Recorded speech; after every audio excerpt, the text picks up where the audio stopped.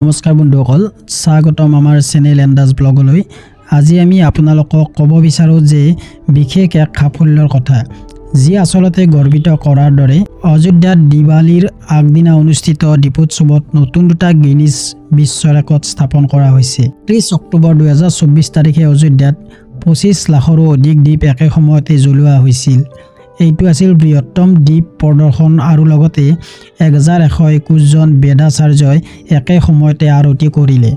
এই সমস্ত কাৰ্যসূচী চাৰিও নদীৰ কাষত 55টা ঘাটত অনুষ্ঠিত হৈছিল। গিনিজ ৰেকৰ্ডৰ প্ৰমাণপত্ৰ ঘোষণা কৰাৰ সময়ত গিনিজৰ পৰীক্ষক প্ৰবীণ পাটেলে কৈছিল, অতীতৰ সকলো ৰেকৰ্ড ভংগ কৰি আজি আপোনালোকে নতুন ৰেকৰ্ড স্থাপন কৰিছে। তেওঁ লগতে উল্লেখ কৰিছিল যে এই ৰেকৰ্ড স্থাপন কৰিবলৈ নিৰ্দিষ্ট কিছু নিয়ম পালন কৰা হৈছে। 2017 চনত আৰম্ভ কৰা দীপোৎসৱ বৰ্তমান এই পৰ্যস্ত প্ৰগতি লাভ কৰিছে।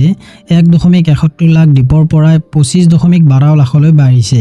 এইবাৰ আমাৰ ৰাজ্য আৰু ৰাষ্ট্ৰৰ গৌৰৱ বৃদ্ধি হৈছে।